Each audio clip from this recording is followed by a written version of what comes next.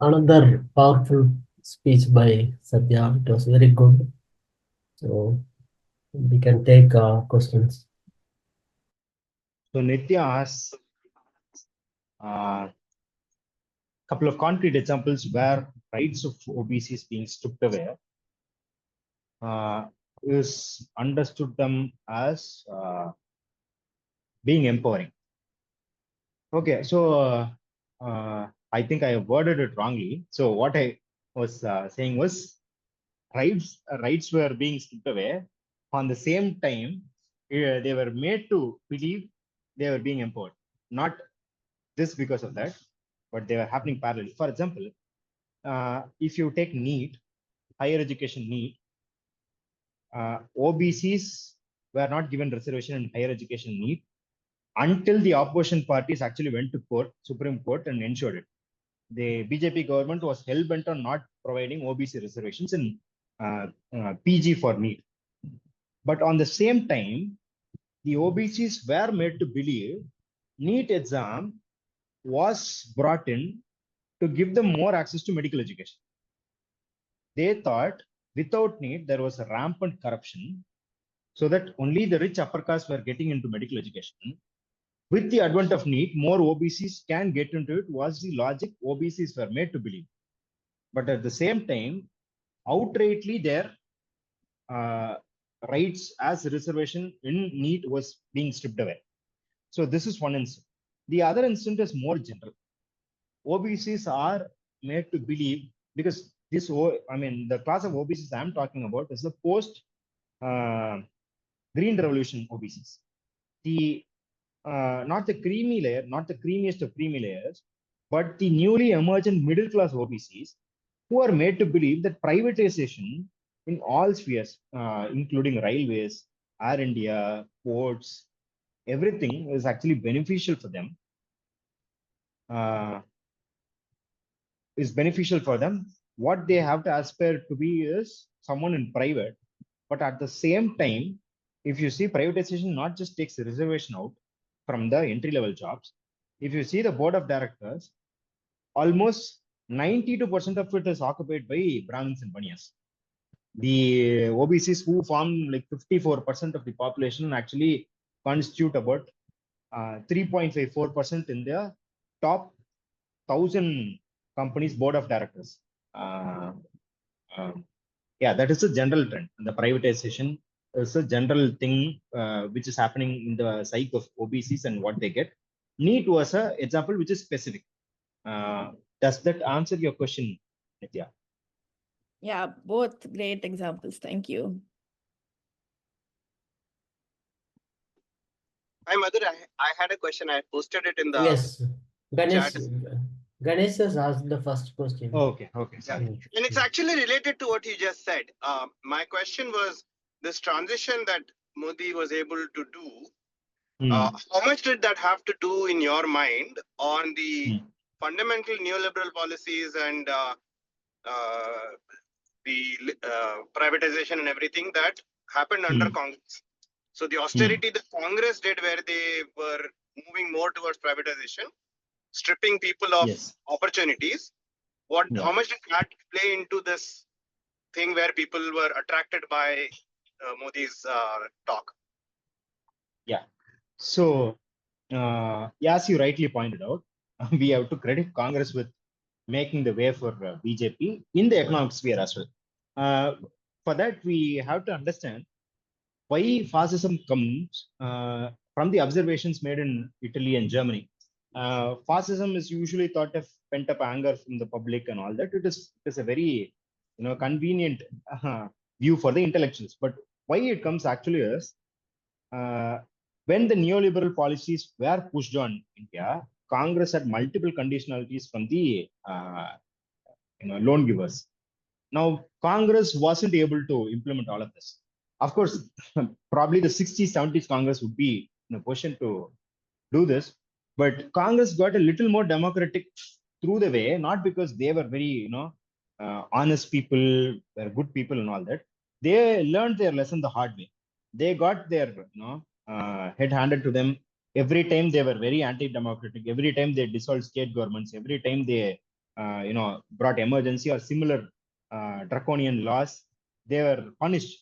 So they got a little more democratic, which is why they brought things like Mahatma Gandhi National Rural Guarantee Scheme and all that, all this social welfare schemes to just take the heat off the brim from their dissatisfaction that grew after neoliberals, increasing privatization, more farmers' death. Congress was carrying out 20 years of GDP growth without any job creation. It was jobless growth throughout. Now, what the neoliberal era actually wants is completely deregulated, completely, stripped stripping the state of all the welfare schemes that it has, so that the big capitalists have a free run on exploitation. Now, Congress, as a quote unquote democratic party, wasn't able to do that. It was able to, project that with Operation Green Hunt, hunting down the Naxalites, with a little, with piecemeal or even in the size compared to BJP, peanuts of anti-democratic or crackdown sort of things it was able to do. So the ruling class was in a crisis after 2007 and 8 crisis, that it needed someone like BJP to smash every democratic right that stand in the way of exploitation, labor rights, environmental rights, OBC, SC, that ask for their share of reservation. If you see now, in central government jobs, almost 60% of OBC, SC seats are unfilled. In railways, around 4 lakh jobs are unfilled. So these sort of things only BJP was able to do because, like I said, because of this molecular permission, they had the public support to carry out all this with complete support. If Congress did any of this, even 10% of what BJP did, public would have punished them for another 10 years. So that is about why neoliberalism gave rise to fascism, and it is taking forward the neoliberal policy to the next level. Does that answer your question? Yes, thank you. Excellent. How are OBCs, SC, STs prevented from entering and operating in media and executive? First of all, media, if you see media, working in media itself is through a web of connections. You have to know, the editor has to know someone, some journalist, senior journalist, junior journalist. It predominantly operates through circles. And there have been several studies. There is nothing on top of my mind right now because I haven't studied media very seriously. But if you search, I am sure you would find out. There is this famous or more popular incident that happened last year where Rahul Gandhi asked a group of journalists sitting in his press conference, how many of you are from SC caste? None of them raises their hand. How many of them from OBC? I think 1% raises out of the dozens of them sitting there. So I think P. Sainath had done a study on representation in Delhi media. If you see, almost 90% of all the top journalists, top anchors are either Brahmins or Baniyas, very rarely Kshatriyas, even more rarely OBC or SC people. How are they blocked? Is basically through the connection that I said. If you are an OBC SC person, you would not already have a person inside the system to get you in. But in Tamil Nadu, if you see, because of OBCs being in bureaucracy, because of OBCs being in legislative, because of OBCs being in judiciary, these branches of government, they build some sort of social power that reflects in media also. Right now in Tamil Nadu, if you take most of the editors, they are either OBCs, very few SCs, and even in top anchors, you have some SCs, but mostly OBCs. I think in media, it is not possible to get OBCs and SC, STs in just in the media if you do not have penetration in other branches of the government. Coming to executive, if you see how many OBCs, SC, STs are filled each year, that itself is not up to the mark. And on top of that, if you take government positions, how group A, B, C, D is filled, I think in central government it is grade A, grade B, grade C, grade D. Grade D, if you take as SC/ST reservation, take just SC reservation, it would be 15% reservation, but they would fill SCs for 20-25% in grade D. In grade C, the percentage would come down to 15. In grade B, the percentage would come below 10. In grade A, the percentage would come to 1%.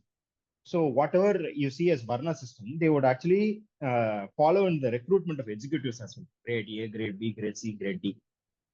This is a problem in the recruitment itself. Now, going to the top level, say UPSCs, the preparation itself is not favorable to OBCs and SCSTs. If you take on an average, people usually prepare for like 3 years, 4 years for UPSC. Most SC/ST families cannot afford such preparations. And vast majority of landless OBCs, because OBC is a very large heterogeneous category. I'm considering the landless OBC categories. These people are also not in a position to afford these trainings and go into this. And in the executive branch that is specific to foreign affairs, if you see, most of them are second generation or third generation Brahmins who have connection in the Western countries that they operate in as ambassadors, foreign secretaries, and all that. If you see, Jay Shankar's son, I guess, is not a US citizen. So most of these foreign affairs people actually get citizenship outside of India and form connection so that they bring the next generation of their kins into the executive. So this is how they operate. Work in academia. Actually, there was no need to do molecular permission in academia because the academia from the time of independence to now is predominantly the upper caste, the Dvijas. Even if you see the left academicians, they were predominantly Brahmins. So academia was never a place for OBCs and SCSs. It still is. Between 2000, say 6 or 7 to 14, there was some improvement, which was again undone during Modi's period. And right now, what has happened is the Azad, Maulana Abdul Kalam Azad scholarship is done away with, which is taking thousands of minorities from accessing academia from the start. And if you say National Fellowship Scholarship, NF, OBC, NF, SC, these are always delayed as opposed to EWS scholarship. So from the entry level itself, BJP has started making new blockades inside academia for OBCs, SC, STs, and the minorities, which were not there before 2014. And like I said, even before 2014, it wasn't a place for OBCs and SC/STs. Even if you take JNU, Jadavpur, Delhi University, all these places of so-called leftist oasis in academia, still there is no OBC professor in any one of these universities, in the top 15 central universities. So this has been the case always, and probably during Congress era, later Congress era, in the last regime, OBCs and SC/STs started making way through their own effort, not the government's effort, through their own effort. And BJP has successfully sealed it. And if you actually refer to Rohit Vemula's case, it would give a microcosm of how BJP started operating into academia in the university spaces very vehemently, very militantly to block any SC, ST, OBC advancements. The next one is my question. I guess. At least 7 to 8 years ago, we were talking about, having our own organization to teach the people equality, what is the right thing to do for the humanity and everything. Nothing happened. It's already 7, 8 years gone. So do you have any suggestions or anything to get something really educating people to, have a union kind of the ones they already have, non-political places they already have, right, spaces. So do we have any idea? So there are two things. One what we call a popular front on an united front. So you have to see this as from above, from below. Now the popular front is basically popular political parties forming an alliance in countering this in popular political arena, which is mostly electoral politics or non-electoral political sphere. For the non-political sphere, what we have to do is united front from the below. That is what we believe in, at least the communist theory. What it means is we should not have one unified organization, but we should have a front. Front as in a front that acts as an umbrella for a multiple organization. For example, there are lots of writers organization. If you take parties like CPM, CPA, or any other party, there would be writers organization. There would be youth organizations. There would be organizations for workers, like unions, like trade unions and all that. So what we should have is we should form united front, not just with communists, not just with Ambedkar, not just with leftists, anyone who thinks democratic rights matter. So that is the way to go. But these are not things that that can be done with planning, that can be done just from our workrooms. What we need to find is we need to find common grounds. We need to find common grounds as in, for example, if there is an attack on writer, a particular writer, a censorship, then these organizations have to be rallied on the issue. What they need to do is they need to sort of not immediately do everything, just have a work plan for the next thing. So this alliance have to keep on working on one issue after the other issue, cementing the alliance, that is forming the front, and over a period of time, they should have a common minimum program, which is the binding force for this united front. Only through these measures, we can have a united front. Not a unified organization is not possible because we all operate in different regions, different set of constraints, different set of societal stigmas and all that. So obviously our mode of work, what we believe to be path to equality and humanity, might be different in all of these organizations. But when it comes to a front, we can have all these organizations with a minimum program. That is the logic behind it. Does that answer your question even partly? Yeah. Get you. So thank you, Mathur Sathya, for so much for speaking in our curious case of caste talk series. We feel honored that you chose to spend your time with us and our audience.